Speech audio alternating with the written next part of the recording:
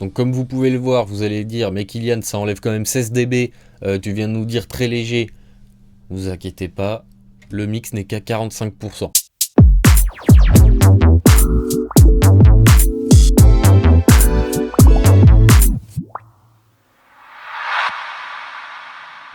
Salut à tous, c'est Kylian, bienvenue de nouveau au studio La Bulle Bleue. Aujourd'hui on se retrouve pour le mix du morceau qu'on a composé la semaine dernière dans le style de Deep Purple. On espère que la vidéo vous a plu. Comme d'habitude, on vous attend dans les commentaires pour en discuter. Aujourd'hui donc, comme chaque cycle de groupe, on va passer sur ma session Pro Tools, voir les traitements que j'ai fait sur chacune des pistes, voir comment on mixe ici dans le style donc de Deep Purple. Pour rappel ici, évidemment, on est un studio, le studio La Bulle Bleue, donc si vous aimez ce que vous voyez aujourd'hui, si vous avez aimé la composition de la semaine dernière, c'est deux choses qu'on propose au studio, donc n'hésitez pas à nous contacter si vous avez besoin de nos services, on mettra tous les liens dans la description. Et sans plus attendre, on va passer sur Pro Tools. Ok, donc voilà ma session. Aujourd'hui, mix très simple, pourquoi? Parce que c'est une formation assez classique rock. Deep Purple, c'est juste une batterie, une basse, une guitare, un orgue et une voix. Et on n'a pas de surproduction par-dessus en studio, ils enregistrent en live.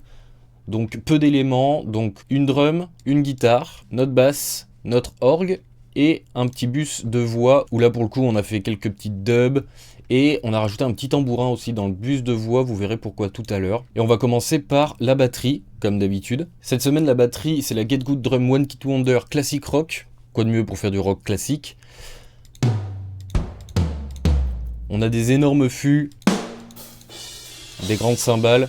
Énorme fût, notamment cette grosse caisse de 26 pouces qui se rapproche vraiment du son d'Ian Pace. Je l'ai sorti en multi-out, on va ouvrir notre bus drum et on va commencer directement avec notre kick. Juste avant de commencer, je fais un petit aparté. Pour ce mix, j'ai pas mixé sur Pro Tools à proprement parler, j'ai mixé sur le SSL 360 qui regroupe en fait tous mes plugins SSL que j'ai sur ma session. Donc j'ai utilisé quasiment que ça. Et comme vous pouvez le voir, en fait, ça me fait une sorte de console numérique et j'ai mixé directement par là comme si je l'avais fait sur une vraie table. Donc c'était super rigolo à faire.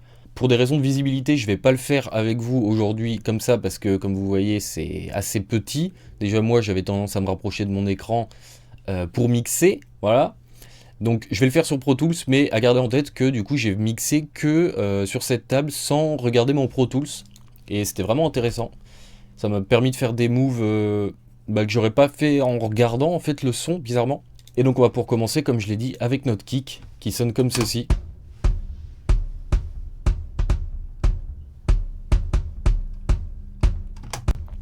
Donc on peut entendre très gros, très ouvert en fait. Il y a vraiment une résonance, une belle résonance. Et donc on est venu ajouter un SSL 4KB où on va venir faire nos filtres et notre égalisation. Je vais commencer par ça. Donc 100.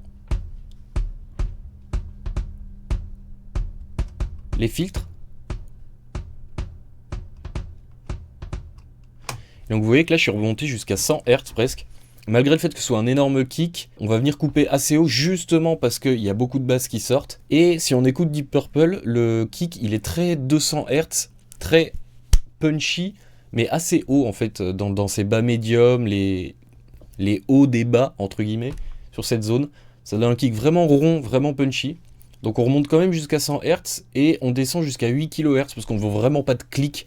On n'est pas dans du rock moderne ou du métal. Pour ce qui est de l'EQ, autour de 360 Hz, comme ce kick est très ouvert, je suis venu couper, vous voyez, moins 15 dB quand même. Donc on va faire un avant-après. Avant donc. Après. Avant. Après. Ce truc là très ouvert, on est venu vraiment le calmer et on a rajouté également 3 dB à 200 Hz pour appuyer ce côté vraiment, je sais pas, j'ai l'impression que c'est vraiment comme quand on tape dans un coussin, c'est vraiment ce qui est très sec, très rond. Donc ça c'est notre EQ. On est venu avec le préamp le saturer, donc je vais rajouter 100 avec 100 avec.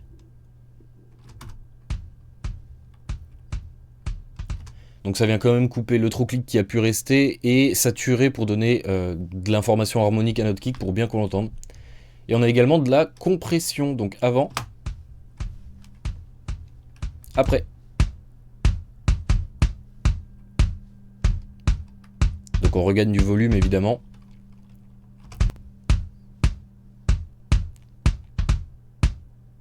Et vous voyez qu'on sert aussi de la gate pour raccourcir un petit peu ce sample. Donc avant tout, ça donne ça.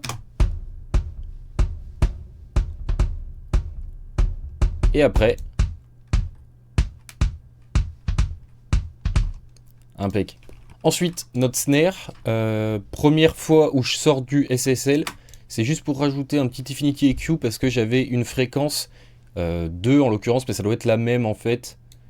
Il y en a une qui est à 229, et donc l'autre devrait être autour de 460. Oui, voilà, c'est ça. Donc en gros, c'est l'harmonique supérieure, parce qu'elle me gênait trop, et chez Ian Paice, on a très peu de résonance sur la snare en fait. Donc 100. Et avec.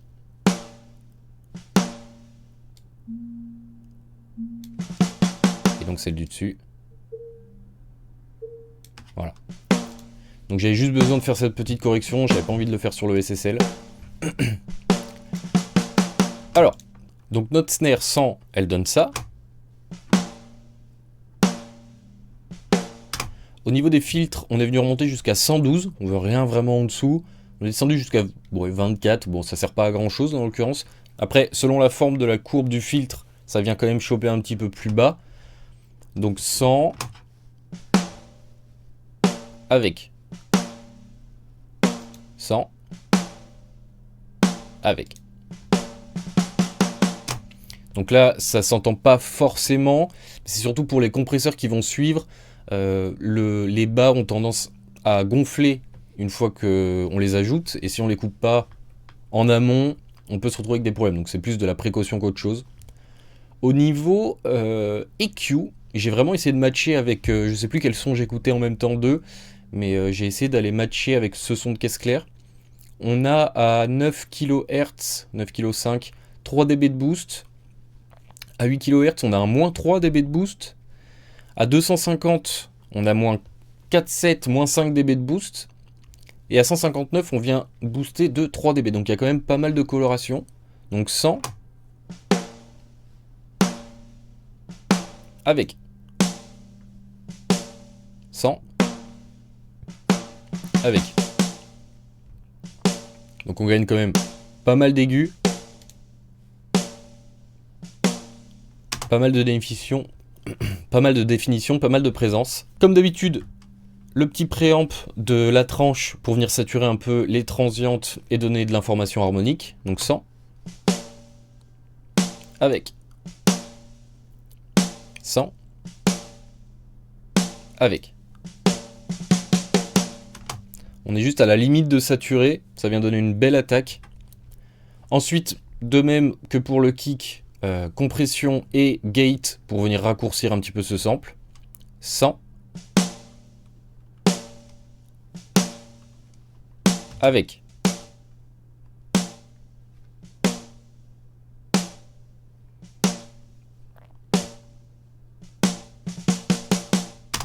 Et la compression est très légère. Je sais pas si vous avez vu, mais c'est venu choper vraiment sur le dernier fil les coups les plus forts. Mais on essaie de garder un maximum de dynamique quand même. Donc kick snare.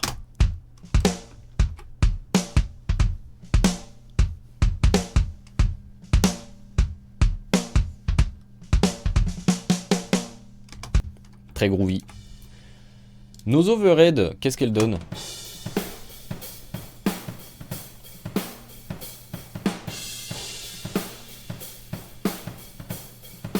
Vous voyez qu'elles sont quand même très roomy, on entend bien la pièce dedans, il y a pas mal de reverb.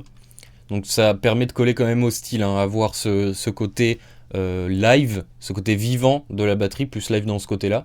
Donc évidemment SSL, je vous rappelle que je mixais du coup sur la console, entre guillemets. Qu'est-ce qu'on est venu faire ? On est venu couper jusqu'à 300 Hz en bas.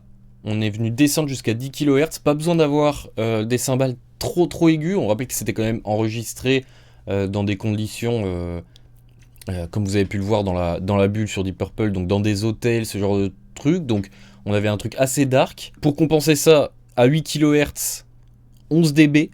Donc ce qu'on veut, c'est vraiment pas la définition très haute à 12-14 kHz, mais plutôt, donc ici à 8,7, ça vient presque être agressif, mais si on écoute bien les morceaux. Bon, après, ça dépend quelle époque, évidemment, parce qu'on rappelle qu'on est sur une cinquantaine d'années de carrière. Mais on a ces cymbales qui percent vraiment dans le mix, autour de ces 8-9 kHz. On baisse 2 dB à 2,4, ça va venir faire de la place pour la guitare et la voix notamment. Le côté trop médium là, à 500 Hz, 600 Hz, qui fait un peu carton et qui surtout masque un peu tout le mix. On va perdre pas mal de définition de la guitare, de la snare, ce genre de choses. Donc on baisse de 4 dB. Donc je vais vous faire écouter petit à petit avant et après ce que ça donne. Donc avec rien du tout. Avec les filtres. Et les cues.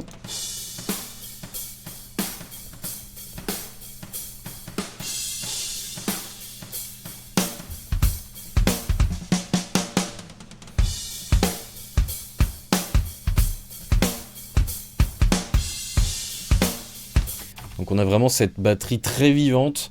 On a déjà de la reverb sur les overheads comme j'ai dit. C'est tout ce qu'on fait sur les overheads. On compresse pas trop, ça comme j'ai dit tout à l'heure. Les toms. Donc on va prendre notre premier. On est venu saturer beaucoup avec le préamp. Et après au niveau EQ, ça va être un peu comme d'habitude. Là on est sur une tranche mais ça change pas les idées. On vient rajouter de l'aigu sur l'EQ plutôt que de le saturer comme on fait d'habitude avec l'Abbey Road Saturator par exemple. On vient couper jusqu'à 50 Hz, on vient descendre jusqu'à 12 kHz, et ensuite c'est habituel le nettoyage des médiums, et on booste 4 dB quand même à 100 Hz pour avoir un bon gros tom.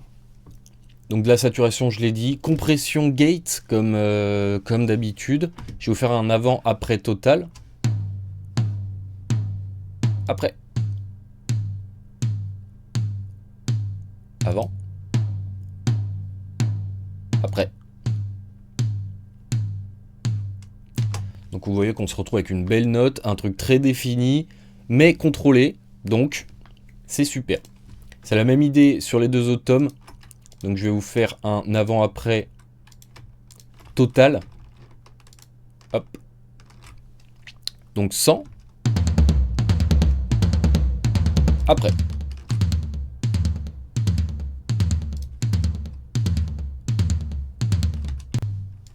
Voilà. Le médium qui nous embête, il est plus là. On a une belle définition, une belle descente. Si on rajoute les overheads, on gagne encore cette room et cette définition.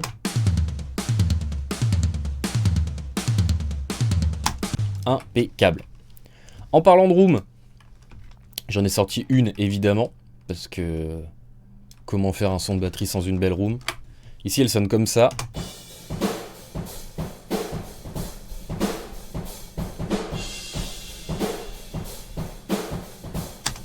Ce plugin je l'ai acheté pour l'occasion, et parce que j'ai donc des projets un peu plus rock classique comme ça qui arrivent. Et je le trouve vraiment super cool, ça fait partie de leur One Kit Wonder, donc il n'y a pas beaucoup de petits trucs à modifier dessus. On a un son et il est comme ça, derrière on vient le mixer un petit peu comme vous voyez, mais je le trouve vraiment super. Là j'ai vraiment l'impression d'entendre ces batteries old school dans une pièce avec moi. Je trouve ça vraiment top. Et donc sur le SSL on est venu le saturer un maximum. Après ça devait rentrer assez peu fort entre guillemets dedans. On vient descendre jusqu'à 11 kHz et monter jusqu'à 312, quand même pour nettoyer ce truc, parce que sinon c'est pareil, hein, ça se construit, ça s'ajoute et tout. Et ensuite, on est venu couper à 2.9 pour la même raison que sur les cymbales, donc pour laisser de la place pour notre voix, la saturation de la guitare, tout ça. Du nettoyage encore plus du bas médium, 390, donc 400 Hz, on enlève 3 dB. Et ensuite, on est venu compresser comme un cochon. D'habitude, je le fais avec le Kramer Pi. Là, j'ai fait donc tout, je le répète, hein, mais sur la SSL. Et donc, 100, ça nous donne ça. Et avec...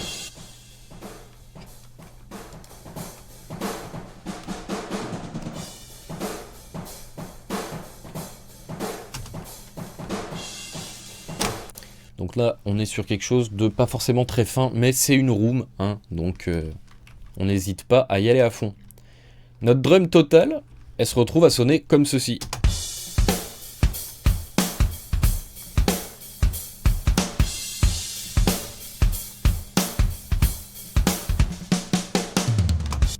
Et franchement, je trouve qu'on se rapproche vraiment. Le seul truc qui me dérange un petit peu, c'est la snare. Mais c'est pas une question de mix, c'est plus une question de sample de base.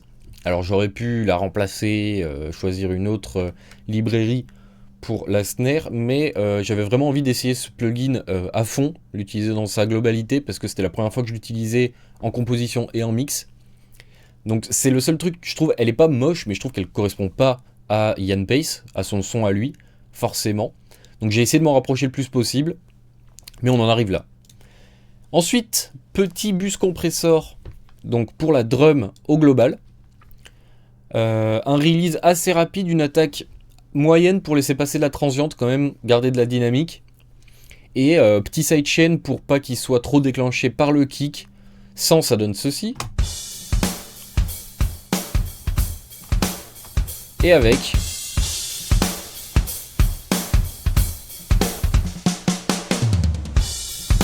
Sans. Avec. Donc on voit que ça vient quand même un peu exciter cette drum, ça lui donne du punch, ça lui donne de la vie. C'est super. Et on en a déjà fini avec la batterie. Pour une fois, ça prend pas 40 minutes. Mais là, on est sur un mix très simple, console. Donc franchement, il n'y a pas de routing bizarre, il n'y a pas de... Voilà, il n'y a pas de sorcellerie. On y va tout droit, ça sonne bien de base. Impeccable. Étrangement, j'ai ma guitare d'abord. D'habitude, j'ai plutôt ma basse. Donc on va passer à la basse. Parce que je suis un peu toqué. Donc, notre basse. Voilà. Elle sonne comme ça. C'est directement le son d'ampli. Hein. D'ailleurs, je préfère le dire tout de suite.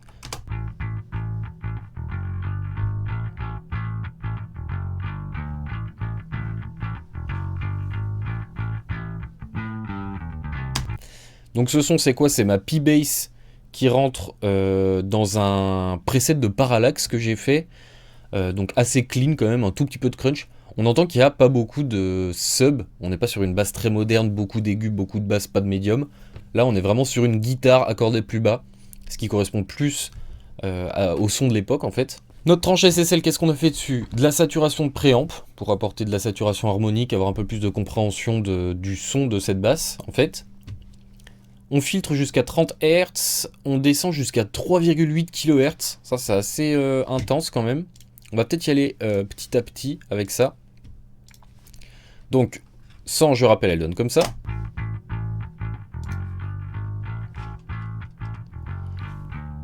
Avec les filtres, on voit qu'il n'y avait pas beaucoup d'informations très aiguës en fait. Avant. Après. Donc je viens juste enlever ce bruit de corde trop aigu. Sur ma P-Bass, j'ai des filets plats, donc il n'y a déjà pas beaucoup des cordes à filets plats. Il n'y a déjà pas beaucoup d'informations ultra aiguës, mais là au moins, dans le doute, voilà. Est-ce que c'était nécessaire? Peut-être pas, ça aurait pas fait une grande différence, mais je l'ai fait. Donc voilà. Attaquez-moi dans les commentaires, je sais pas, mais... Ensuite, sur notre EQ, qu'est-ce qu'on a fait? À 5 kHz, on va venir chercher de la présence. Alors là, vous allez peut-être me dire, oui, Kylian, mais t'as coupé à 3,8 kHz, donc à 5 kHz, il n'y a rien. En fait, si, parce que vous voyez, donc là, je suis en belle, donc ça veut dire que ça fait une cloche pour booster. Et en fait, c'est pas vraiment le 5 kHz qui est important, c'est toute la courbe. Donc ça va venir remonter le 1, 2, 3, 4, 5. Voilà, donc c'est des cloches assez larges. Donc je mets 3,6 dB à ce 5 kHz. À 1 kHz, on vient baisser de 3 dB5 pour laisser de la place pour l'attaque de notre snare, pour la guitare, ce genre de choses. Et aussi parce que c'est un endroit que visiblement j'avais envie d'enlever. Des fois, il ne faut pas trop chercher à comprendre tout non plus. Et à 144 Hz, donc assez haut dans les bas quand même, je suis venu booster de 5 dB pour lui donner un petit peu de corps. Donc avant. Et après. Avant. Après. Nickel. Je vais rajouter la saturation du préamp, donc ça va être pareil, ça va être assez minime, hein. Je vous le rappelle encore une fois, hein, mais ces vidéos, n'hésitez pas à les regarder avec un casque ou des enceintes au moins, parce qu'il y a plein de choses que vous allez rater sûrement. Donc 100.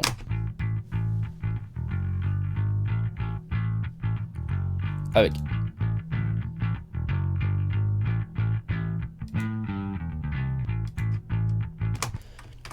Donc ça apporte quand même une petite saturation. Là, elle est assez forte, donc on commence à l'entendre légèrement. Et pour ce qui est de la compression, je suis venu mettre un 1176 derrière, donc comme s'il était en insert sur la tranche de console. Plugin de base de Pro Tools, il marche très bien. Voilà. Pour plus de raisons, j'ai pris celui-là parce que voilà, j'en prends un autre des fois. Mais il fonctionne très bien, donc c'est super. Donc pour les basses en général, surtout dans ce style, une attaque plutôt moyenne, même si à 1176 c'est très rapide, donc ça reste une attaque rapide, hein. Mais on essaie de laisser passer les transientes, le release au minimum, et donc avant,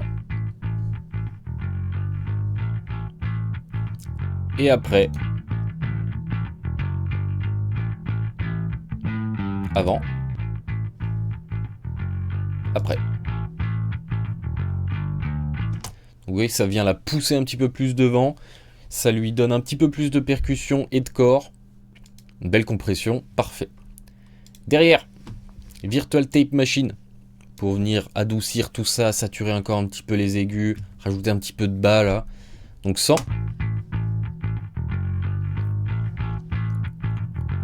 Et avec. On rentre fort de l'angle. 100. Avec. Vous voyez que ça vient quand même pas mal la booster sur ces hauts médiums, là, ça lui donne une belle saturation. Donc ça c'est super. Drum bass.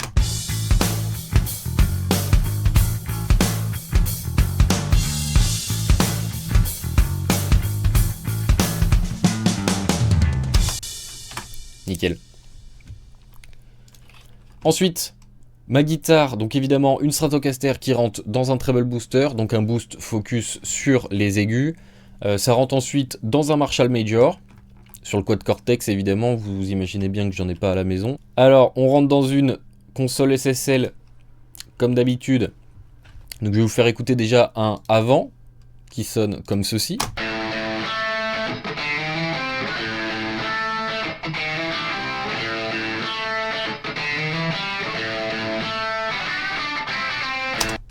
C'est vraiment rock and roll. Voilà, donc on rentre préamp tout d'abord, donc 100 avec 100 avec. Donc là, ça vient quand même saturer pas mal, ça la booste, ça lui donne de la présence. Ensuite, les filtres, on vient remonter jusqu'à 82 Hz, les mêmes idées, on essaie de couper le trop bas un petit peu partout. On descend jusqu'à 10,5 kHz, 100 ça donne ça. Avec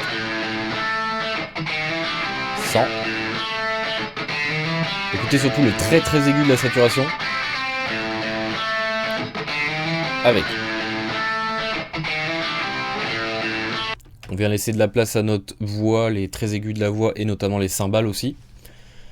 Ensuite, pour ce qui est de l'EQ, on est venu couper à 3,2 kHz de 4 dB. Ça va être cette partie très agressive que on peut très vite avoir avec des micros simples, notamment le Chevalet, qui est beaucoup boosté en aigu, donc là ça peut être très agressif quand même. Donc on vient couper un petit peu ça. Le 500 Hz, un peu comme d'habitude, moins 6 dB, donc 100 ça donne ça.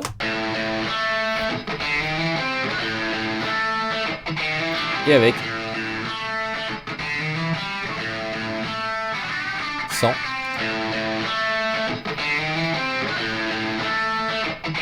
Et avec.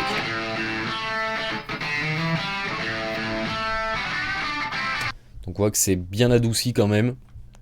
Derrière on est venu également compresser un ratio bien fort quand même.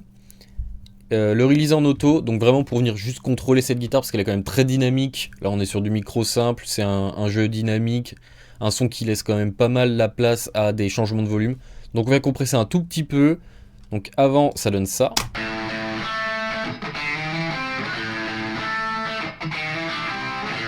Et après.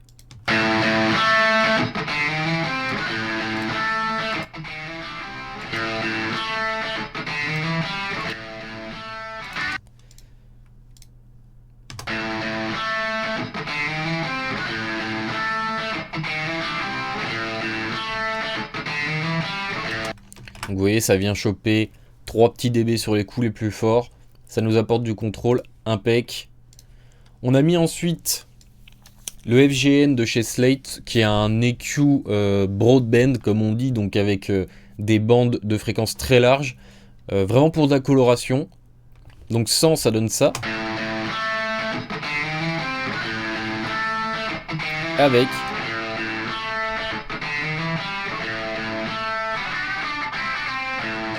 donc qu'est-ce qu'on est venu faire? Je suis venu rajouter du drive aussi sur ce truc qui est très joli.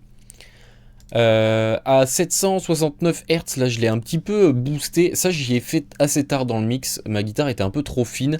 Et donc je suis venu la rendre un peu plus musclée, on va dire. Donc à 700 Hz, petit boost de 1,73 dB. À 110 Hz, petit boost de 0,84 dB. Et à 1 kHz, pour lui rajouter de la présence, on a boosté de 2,20 dB. C'était 2,36, mais voilà. Ce sera 2,20, 2,52. Voilà. Et ce qu'on a, ouais, 0,56 pour les très aigus. Donc je vais vous refaire un avant-après. 100.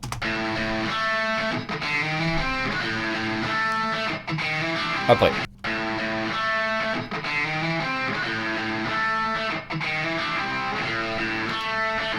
Nickel. Donc là, déjà, on a une première partie de notre groupe guitare basse batterie.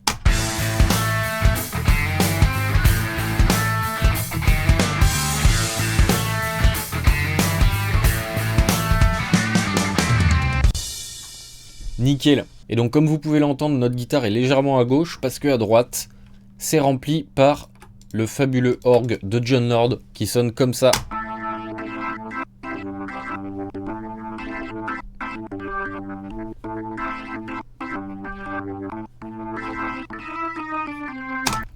Nickel. Donc je l'ai joué au clavier avec une émulation d'orgue Hammond B3 avec une cabine Leslie. Donc comme je l'expliquais dans l'épisode de la bulle, la cabine Leslie c'est vraiment un haut-parleur en fait, enfin 2 haut-parleurs en l'occurrence, qui tournent sur leur axe et avec des micros quand on les prend donc en stéréo, là en l'occurrence j'ai sorti en mono, mais on a ce côté, le haut-parleur il est devant le micro ou il l'est plus. Donc il y a vraiment ce trémolo qui est super sympa, ça donne énormément de mouvement et de vie.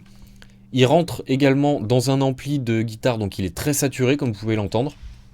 Et derrière, il rentre dans notre console SSL. Et on est venu lui faire pas mal de choses. Donc déjà, encore plus de saturation, donc 100. Avec.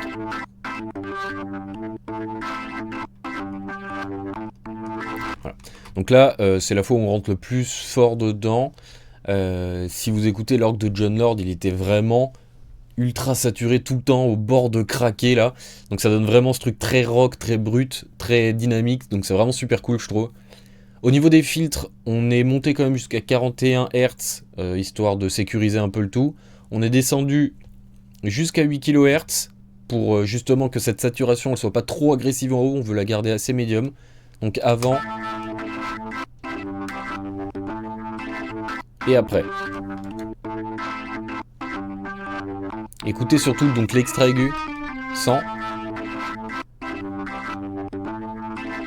avec. Ça permet de contrôler un petit peu. Ensuite notre EQ, qu'est-ce qu'on est venu lui faire? Eh ben à 3 kHz, on est venu booster de 12 dB. Et ça c'est typiquement le genre de move que je ferais pas si je regardais mon Pro Tools, je pense. Là je tourne le bouton sans savoir vraiment de combien je monte ou quoi que ce soit. Voilà, donc c'est des moves assez extrêmes, mais vous allez voir, c'est un choix qui fonctionne à mon sens dans le mix. À 500 Hz, on vient nettoyer de 4 dB, et à 200 Hz, on vient quand même booster de 5 dB en cloche et pas en shelf, donc on vient pas booster tous les bas, on vient booster le 200 et un petit peu ce qu'il y a autour, pour lui donner un peu de corps, donc 100.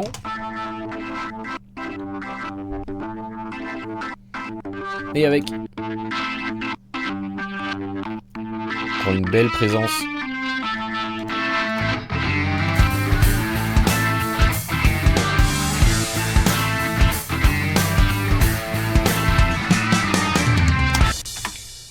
On en a déjà fini avec le groupe. Je vais aller sur la partie du solo, parce qu'il y a 2 solos comme souvent chez Deep Purple qui se suivent. Un solo d'orgue que j'ai mis un paquet de temps à enregistrer, et un solo de guitare. Les seules choses qui arrivent, c'est des petites automations de volume et de panne. Quand l'instrument, que ce soit l'orgue ou la guitare, démarre son solo, on vient le rapprocher un petit peu du centre pour qu'il prenne sa place. C'est lui qui arrive vraiment comme si le musicien arrivait en avant-scène pour vous montrer qu'il allait démarrer. Et on vient également le booster un petit peu en volume pour qu'il prenne un peu plus de place dans le groupe. Donc vous allez voir ici par exemple l'orgue, il va commencer à se rapprocher du centre et à monter en volume pendant son solo.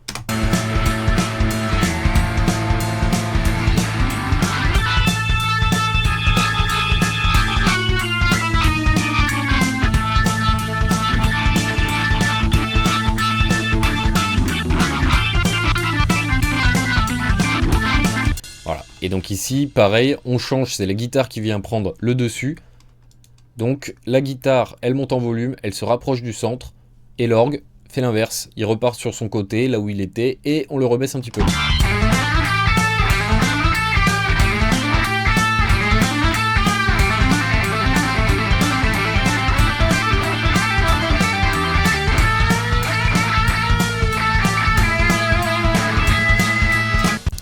Et une fois que tout le monde revient normal, là où il était à la base, tout le monde repart de son côté. On retrouve notre largeur.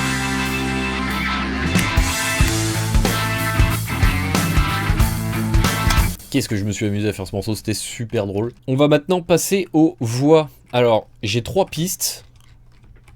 Quelles sont-elles? On a mes couplets, mes refrains, et sur les refrains, j'ai dub quelques mots, donc j'ai chanté en même temps. Donc ça, c'était assez fréquent dans la production d'Ian Gillan. Je vais muter ça pour l'instant, on en parlera tout à l'heure. Je les ai mixées toutes pareilles, donc comme si je les avais enregistrées ensemble et mises sur une seule tranche. Donc on va voir ce que j'ai fait. À nu, elle sonne comme ça.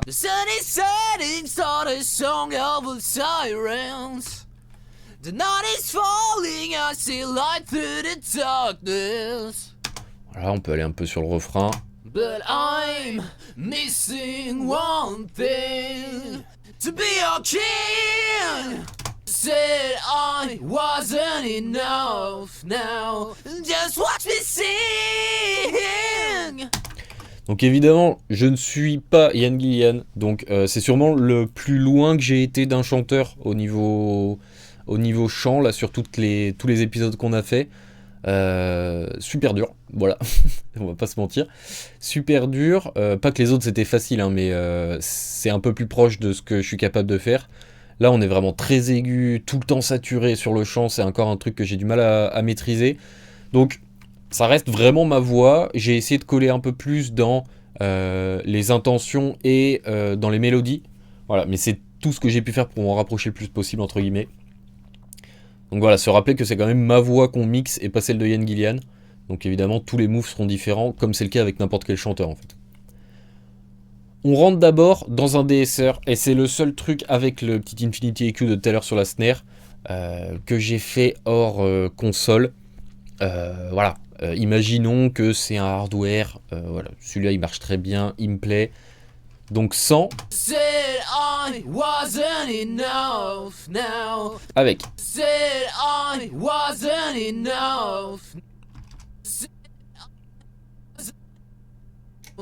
Voilà, juste pour contrôler nos petits S, parce que derrière on va bien booster pour percer au milieu de ce mix. Notre console, vous allez voir qu'on va récupérer très vite fait nos S qu'on a enlevés. Donc déjà, filtre jusqu'à 89 Hz et on descend jusqu'à 11 kHz. Les Q, on booste 7 dB à 9 kHz, 10 en l'occurrence. C'est là qu'on va retrouver très vite nos S, ça va venir percer énormément au milieu du mix. À 3,2 kHz, j'avais un peu trop de présence, c'était un peu trop agressif, donc je suis venu couper 4,2 dB à cet endroit-là. À 300 Hz, pareil, trop rond, trop médium, ça perd en clarté, on enlève 6 dB 5, voilà, petit move léger comme ça. Et donc 100, ça donne ceci.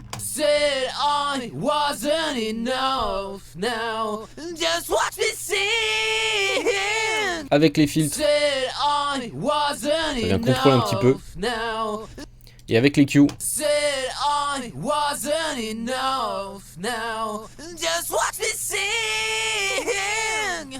Vous voyez qu'elle a vraiment été reshapée pour être vraiment concentrée sur les aigus, sur les hauts médiums. De la saturation de tranche, donc 100. Avec. Donc on rentre assez fort dedans quand même, ça donne pas mal d'informations, mais ça reste assez minime à l'oreille, parce qu'on a déjà beaucoup d'informations dans ces aigus, et ça vient pas saturer trop les bas, et c'est souvent ça qui déclenche la saturation, donc ça reste minime, mais on rentre assez fort dedans quand même. Et là où on rentre encore plus fort, c'est dans le compresseur. Forcément, là, on va venir bien écraser tout ça pour qu'elle trouve bien sa place au milieu des instruments. Donc 100, elle donne comme ça.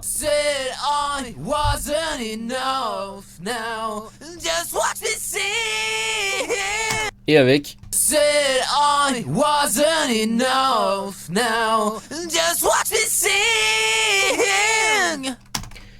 Pas très fin, vous allez me dire. Vous voyez qu'on est à un ratio de 10:1, donc là, on est quand même bien énervé dans l'idée. Le release, il est au minimum. Donc là, vraiment, on veut qu'elle soit ultra punchy, qu'elle perce un maximum. Et c'est tout ce qu'on a fait sur ce SSL. Derrière, ça rentre juste dans un Virtual Tape Machine pour apporter un petit peu de saturation, un petit peu de cette couleur de tape qu'on aime beaucoup. Donc 100. Et avec. Ça vient adoucir tout ça, c'est super. La dernière piste qu'on a, c'est du tambourin. Alors, pourquoi elle est dans le bus vocal ? Comme je l'ai dit dans l'épisode de la bulle, Ian Gillan, sur scène, il avait tendance à aller chercher ses percus, que ce soit les congas ou le tambourin ou ce genre de choses, quand il chantait plus ou quand il en avait envie, un petit peu selon les soirs, selon les concerts. Et donc la plupart du temps, c'était dans son micro de chant qu'il les jouait. C'était le même cas en studio. Du coup, on se retrouvait avec la voix plus le tambourin sur la même piste. C'est pour ça que je suis pas venu mixer le tambourin en soi. Il est juste rentré dans le bus voix. Il sonne comme ça.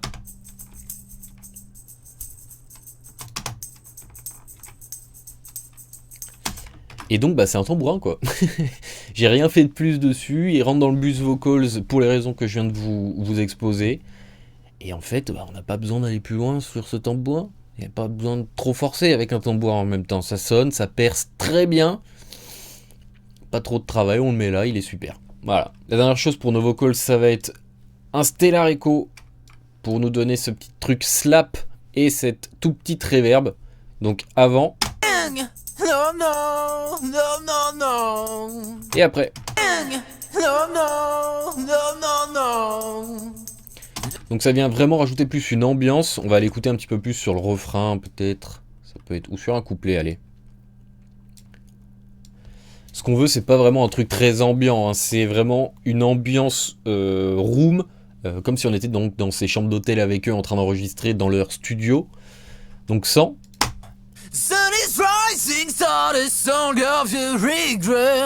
Et avec.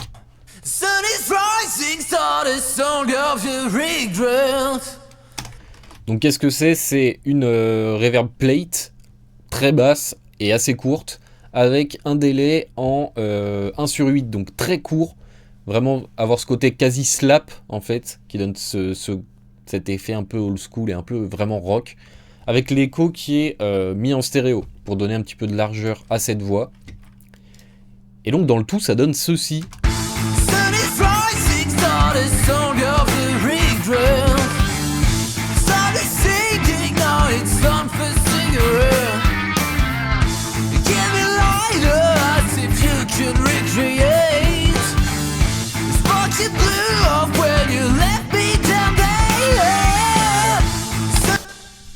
Impeccable.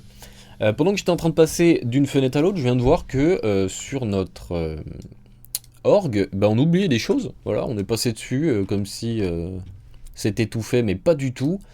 Donc derrière le SSL que j'ai mis tout à l'heure, on a mis un distressor, comme s'il était en insert, donc de même que pour le 1176 que j'ai mis pour la basse. Attaque assez lente et release assez rapide. Pourquoi ? C'est pour venir chercher vraiment ce côté percussif de l'orgue. Jon Lord a un jeu très rythmique, donc j'ai essayé de le reproduire ici. Et donc on va venir booster ça. Donc 100. Et avec.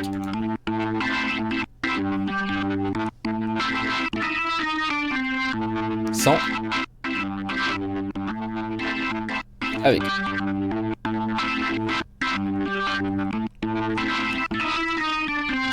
Nickel. Donc il est un petit peu plus agressif, il va venir percer un petit peu mieux. C'est pas non plus énorme hein, comme modification, c'est pour ça que ça commençait déjà à sonner bien. Et on lui a mis aussi une petite ambiance avec juste un délai et une petite reverb, une reverb spring d'ailleurs.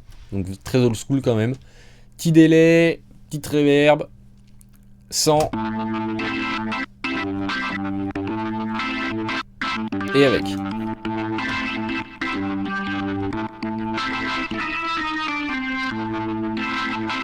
Si j'enlève le direct, ça donne comme ça. Au fond, là-bas, c'est ça qu'on va venir entendre.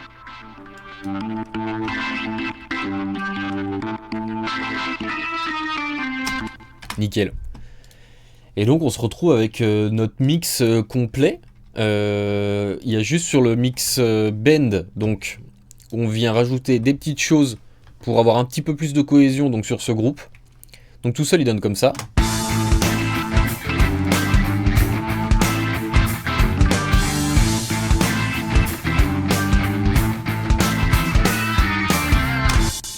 Et on est venu rajouter un bus compresseur de chez SSL.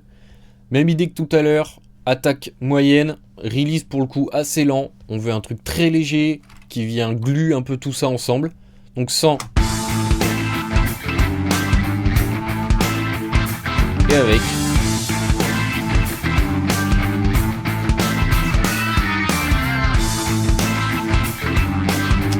Donc comme vous pouvez le voir, vous allez dire, mais Kylian, ça enlève quand même 16 dB, tu viens de nous dire très léger. Vous inquiétez pas, le mix n'est qu'à 45%. On vient rajouter ce truc très compressé en dessous au milieu, ce qui vient, donc comme je viens de le dire, lier un petit peu tous les éléments ensemble, donner de la dynamique, donner de l'excitation un petit peu. Donc je vais refaire un avant-après.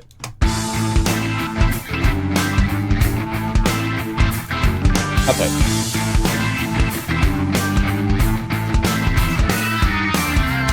Vous voyez que ça change pas non plus l'identité des transientes, de la dynamique et tout. Ça vient juste rajouter du corps, du punch. On est content. Et derrière, pour terminer évidemment, qu'est-ce que ce serait un beau mix sans un Virtual Tape Machine, sans.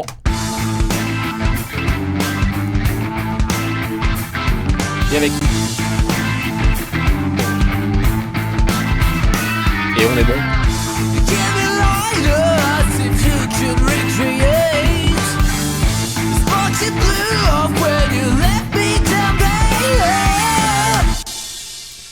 Voilà, ce mix est terminé. J'espère qu'il vous a plu, que vous avez appris des choses. Si vous avez des questions, n'hésitez pas évidemment, je suis là dans les commentaires pour vous répondre. Si vous avez des idées ou des besoins entre guillemets, de choses que je pourrais faire sur la chaîne, des formats un peu plus courts sur des trucs très précis, un EQ, je sais pas, des drums, des guitares, des voix, de la compression, ce genre de choses, n'hésitez pas. Pareil dans les commentaires, je serai là pour noter toutes vos belles idées. Nous, on va se retrouver pour le prochain arc qui va arriver bientôt. Un nouvel artiste, une nouvelle compo, un nouveau mix. Comme d'habitude, on vous attend sur la chaîne.